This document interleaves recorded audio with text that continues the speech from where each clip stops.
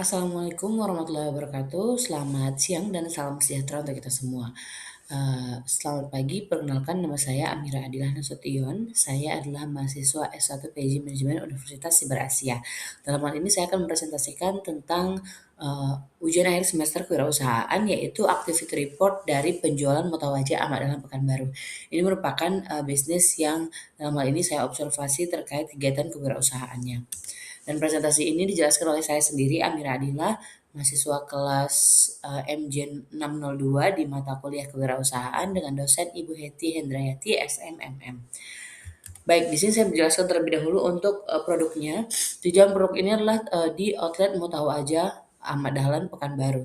Ini adalah spesialis jajanan tahu renyah di Ahmad Dahlan Pekanbaru dengan karakteristik utama merupakan tahu goreng yang gurih, renyah, praktis dan terjangkau. Ini dikonsumsi sebagai cemilan dan teman untuk chill atau bersantai gitu ya.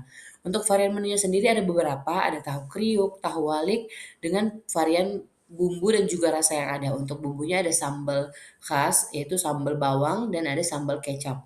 Kemudian untuk paket kombinasi juga ada antara tahu kriuk dan tahu walik dan juga sebenarnya ada tambahan rasa yaitu tahu kriuk atau tahu walik rasa balado dan juga ayam bawang. Nah, untuk eksklusif menu di Pekanbarunya ini ada beberapa tahu-tahu di gelas, tahu gejrotin, mau tahu dan mau sambal. Ini istilah-istilah untuk varian dari produk Mutawajah Ahmad Dahlan Pekanbaru. Lalu bagaimana nilai jual dan keunggulan utama dari Mutawajah Ahmad Dahlan Pekanbaru ini? Ini jajanan sederhana yang dikemas dengan lebih menarik dengan varian rasa yang juga berbagai pilihan. Nah, di sini yang pertama aksesibilitas, di mana harga dan bahannya ini berbahan dasar tahu yang tentunya familiar di masyarakat Indonesia dengan harga yang masih terjangkau untuk semua kalangan. Dua, adanya pengalaman sensori.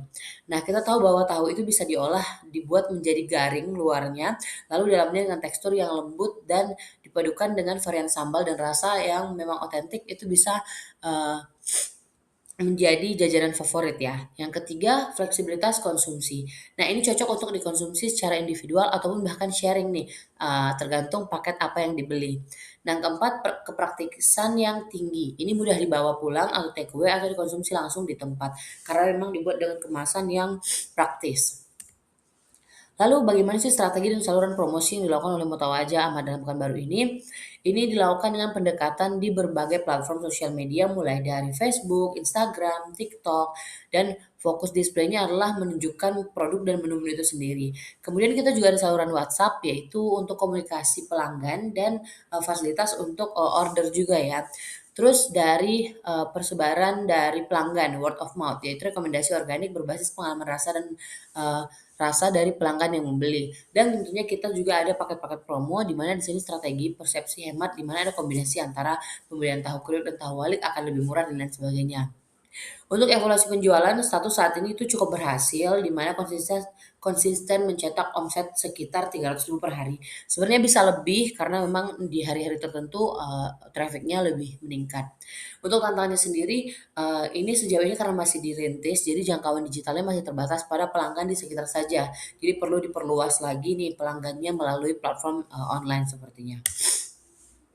Untuk profil target konsumennya itu sendiri, itu bervariasi karena memang tadi tahu itu cocok untuk mulai dari semua kalangan, baik dari anak-anak sampai orang tua. Jadi untuk, segmen pasarnya itu ada pelajar dan mahasiswa, karyawan, keluarga, atau bahkan mungkin audiens yang cinta gorengan nih. Sekarang kita tahu sendiri di Indonesia makanan gorengan itu sangat, identik ya dijadikan sebagai cemilan-cemilan sampingan gitu.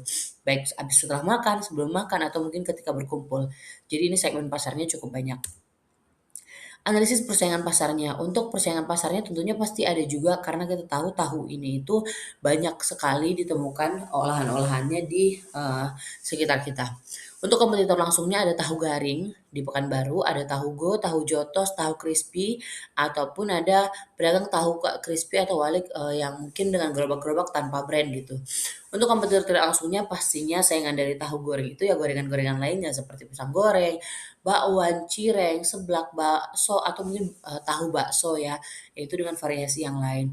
Nah, untuk posisi Mutawajah itu dia fokus kuat pada core produknya, yaitu memang olahan tahu dengan keunggulan pada variasi adanya rasa-rasa tadi dan packaging-nya, variasi sambal yang harganya masih terjangkau dan juga, paket-paketnya yang memang bisa dinikmati untuk individual ataupun berkelompok tadi.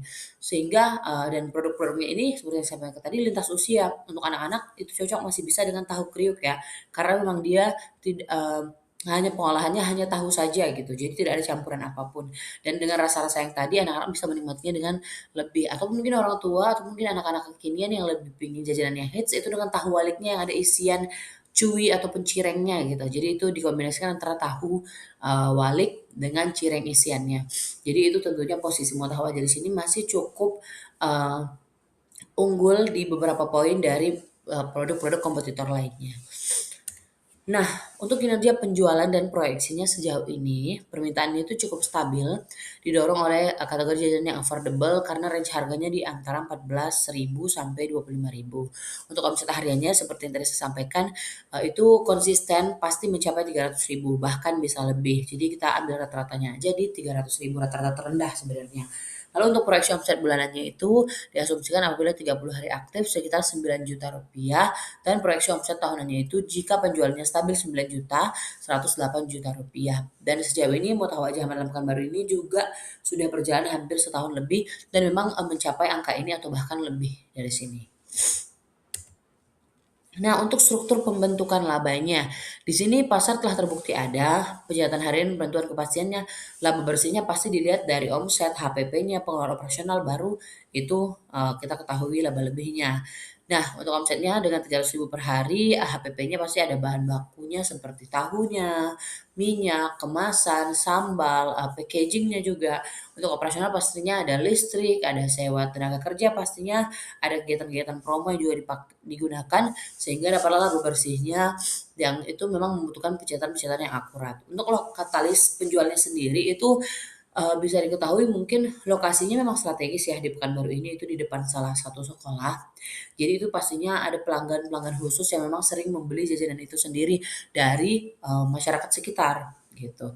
Lalu harga produknya sendiri masih terjangkau relatif, sesuai dengan harga pasar. Jadi dia produknya juga familiar, kita ketahui tahu itu merupakan salah satu makanan favorit orang Indonesia juga, dan potensi repeat order-nya yang sangat tinggi. Nah, ini kan bisnis yang saya kelola sendiri ya. Jadi di sini memang saya sendiri yang, selain daripada bisnis ini memiliki pekerjaan utama, itu untuk, orang-orang di instansi saya yang juga sering jajan ini tuh cukup sering untuk repeat order setelah dikenalkan adanya produk ini gitu. Jadi untuk, bisa bilang ini, sangat menguntungkan ya. Jadi bisa dipastikan menguntungkan ataupun mendapatkan laba. Lalu, bagaimana evaluasi dan langkah strategis nih tepatnya yang bagus untuk Mutawajah dalam Pekanbaru ini? Setelah mungkin udah 1,5 tahun berjalan dan memang, penjualannya cukup baik sejauh ini, kita yang diutamakan, bagi pemilik juga khususnya saya yang melakukan observasi ini itu untuk memastikan bahwa stabilitas omsetnya bisa meningkat atau minimal stabil gitu. Beranjak dari stabilitas omset menuju eskalasi bisnis dan konsistensi. Jadi sebelumnya saya sampaikan juga bahwa, sebelumnya untuk, outlet tahu kita ini tuh masih outlet pinggir jalan, di mana saat itu pastinya secara operasional masih sangat murah dan tapi juga masih belum bisa untuk mengakomodir pesanan-pesanan yang dalam jangka yang banyak. Nah, ke depannya kita berupaya untuk melakukan perbaikan untuk, upgrade ke tempat yang lebih baik, sehingga tentunya produk kita bisa di-deliver dengan lebih baik juga, baik dari sisi kualitas ataupun mungkin, kuantitas yang bisa kita maksimalkan setiap harinya. Nah, untuk saat ini sih sebenarnya sudah berjalan dengan baik. Dengan adanya target harga dan konsumsi yang sesuai, itu omsetnya dengan harga sampai 300.000 itu dan itu bisa stabil atau bahkan lebih dari itu sudah cukup. Dan adanya juga ulasan-ulasan dari, customer kita sebagai bentuk feedback yang bisa kita tingkatkan, di, perkembangan, produk kita selanjutnya.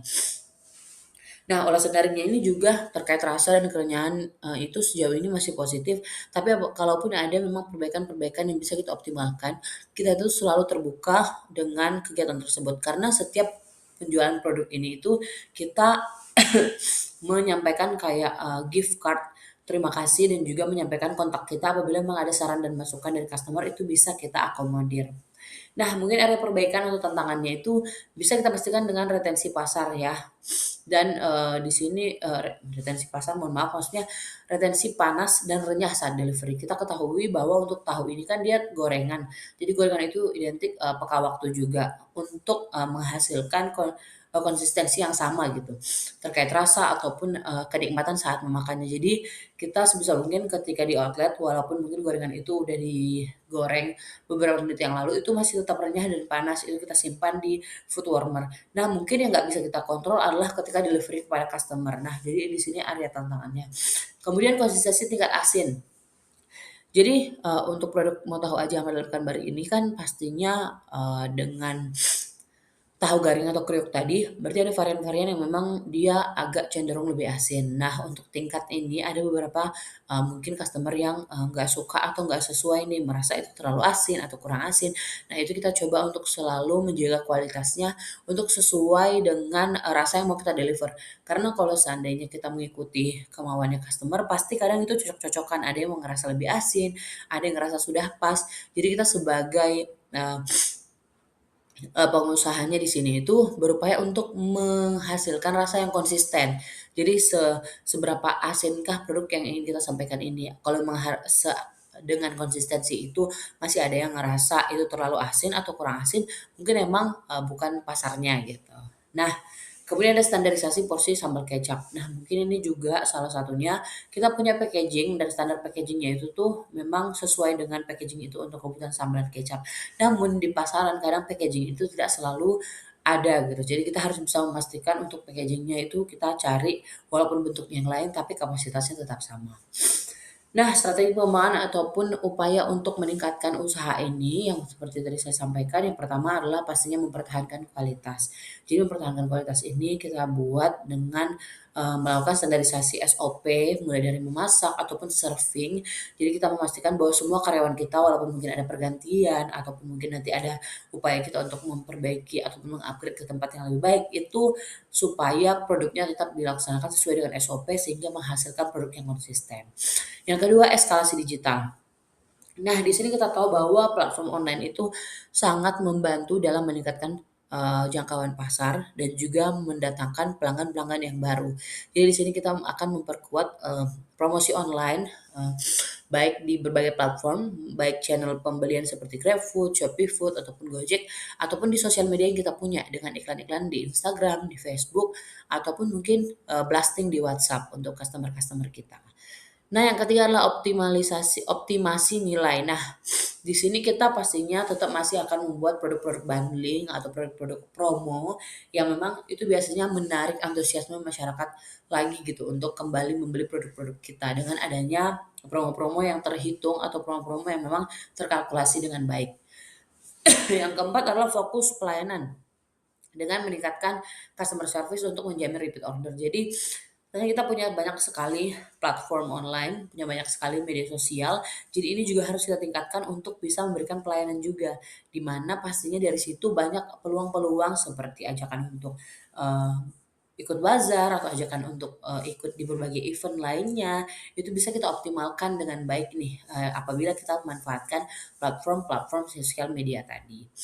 Nah, mungkin, itu saja yang dapat saya sampaikan terkait penjelasan mengenai activity report kegiatan kewirausahaan di, mau tahu aja Ahmad dalam Pekanbaru, bisnis yang saya kelola sendiri, kurang lebihnya saya mohon maaf, semoga dapat membantu.